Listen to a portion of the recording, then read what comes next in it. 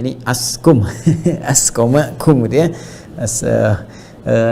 Begini, disingkat boleh.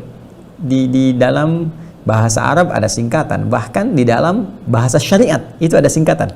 Jadi tidak semua bahasa Arab itu mencakup makna umum gitu ya. Jadi ada nanti yang bahasa syariat. Bahasa syariat itu yang disampaikan dalam bahasa Arab cuma dalam terminologi keislaman. Jadi bukan bahasa pada umumnya.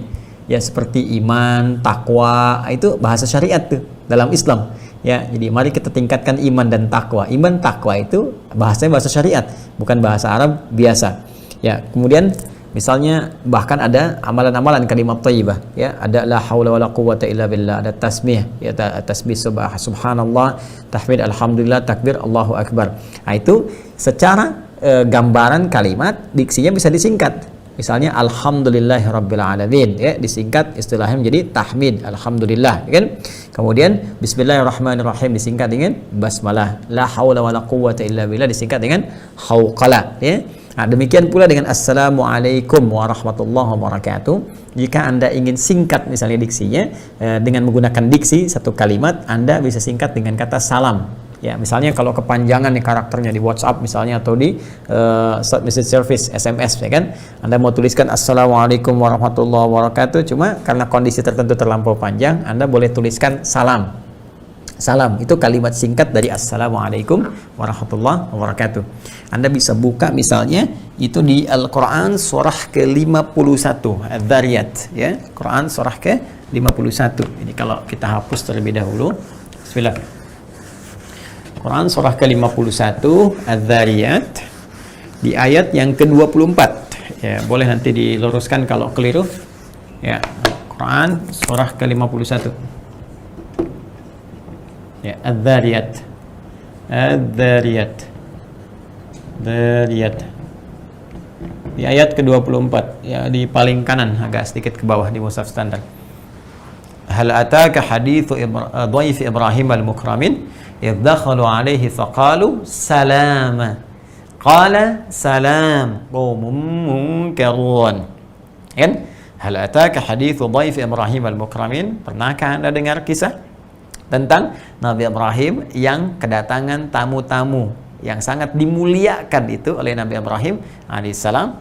Idh dakhalu alaihi, yaitu tatkala mereka izin masuk ke rumahnya, ingin masuk, faqalu, mereka berkata salama. Ya, ini menarik nih.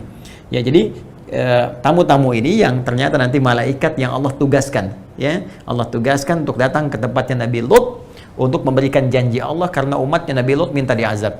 Ya, sebelum sampai ke sana mampir dulu ke kediaman Nabi Ibrahim alaihissalam. Maka mereka kemudian minta izin masuk, faqalu, dan mereka mengucapkan salam, mereka berkata salama. Ya, faqalu kalau kita tuliskan nih standarnya begini, salaman gitu kan, salama. Nah, tapi nanti kalau di mushaf kita pakai alifnya, alif tegak dia, alif tegak seperti ini. Nah, gitu ya. Jadi bacanya panjang, ini sama dengan satu alif, ya, salama. Ya, kita berikan begini untuk memudahkan. Kemudian dijawab qala salam. Qala dijawab Nabi Ibrahim alaihissalam salam, gitu ya. Ini rafa, ini nasab. Ya, kalau di mushaf nanti pakai alif tegak, ya, salam. Lihat sini teman-teman sekalian.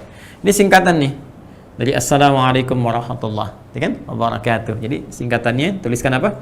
Salam. Cuma saya ingin katakan begini, satu hal yang sangat luar biasa.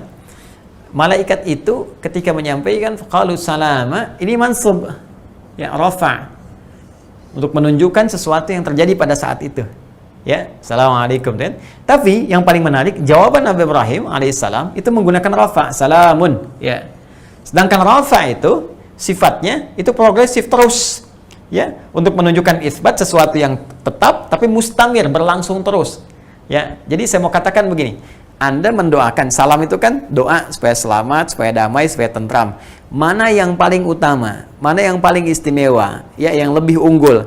Apakah memberikan terbatas satu tempat saja, atau memberikan doa ini, memberikan dorongan kebaikan ini bukan hanya pada saat itu tapi berharap seterusnya diberikan seperti itu?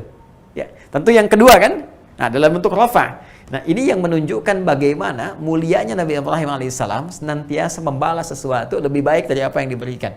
Karena itu, dari kaidah ini pun Nabi SAW sebagai cucu keturunan dari Nabi Ibrahim alaihissalam, dari Sayyidina Ismail alaihissalam, ya dari jalur Sayyidina Ismail alaihissalam, maka beliau pun memberikan gambaran kepada kita untuk membalas jawaban salam itu lebih baik daripada orang yang mengucapkannya.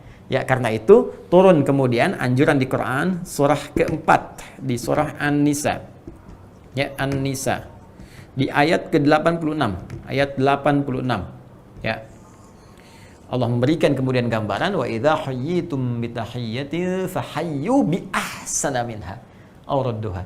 Maka jika Anda diberikan satu penghormatan. Jadi salam ini ucapan penghormatan. Ya, beda antara selamat di bahasa Indonesia dengan salam, ya. Salamah dalam bahasa Arab. Kalau salam dalam bahasa Arab, ya, itu bukan selamat dalam pengertian bahasa Indonesia. Ya, ingat ya. Ya, ini lebih kepada doa, ya. Jadi doa lebih kepada tahiyat namanya. Tahiyat itu penghormatan.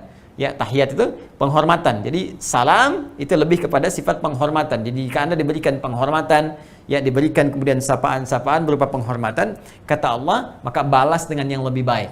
Ya, fahayyu bi ahsana minha, maka balas penghormatan itu dengan yang lebih baik. Jadi kalau diucapkan assalamualaikum, jawab waalaikumsalam warahmatullah. Diucapkan assalamualaikum warahmatullah, jawab waalaikumsalam warahmatullah wabarakatuh. Ya, aurudduha, atau kalau tak mampu itu tak hafal, jawab yang semisalnya assalamualaikum, waalaikumsalam. Itu kemudian setara, itu paling minimal standarnya. Tapi sunnahnya lebih baik dibandingkan dengan itu. Jadi hukum menyampaikan salam sunnah, menjawabnya wajib, dan lebih utama menjawab dari yang wajib itu, sunnah utamanya lebih lengkap dari yang menyampaikannya. Maka ini yang dicontohkan langsung Nabi Ibrahim alaihissalam. Ketika ini menggunakan nasab salama, ini menggunakan rafa sebagai keutamaannya.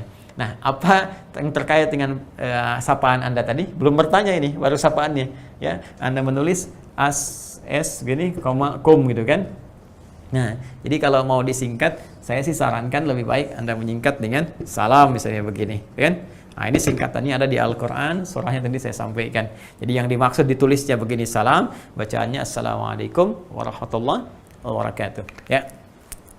Ini sederhana, tapi bukan persoalan kita memahami, oh ini kan paham Ustaz kalau begitu assalamualaikum. Ya, saya mengerti, saya paham gitu kan. Hanya ini persoalan bagaimana mengikuti keteladanan dalam Al-Quran. Ada pahalanya. Ya, jadi tinggal pilih aja mau ada yang pahala atau tidak, bukan persoalan ribet atau tidak. Ya, Anda mau tuliskan misalnya as-sakum, ass aja gitu kan, itu kembali kepada masing-masing. Dan kita mengerti kalau dia muslim pasti maksudnya assalamualaikum, tapi meneladani redaksi Al-Quran, meneladani isyarat-isyarat ayat, ada pahala yang kita dapat.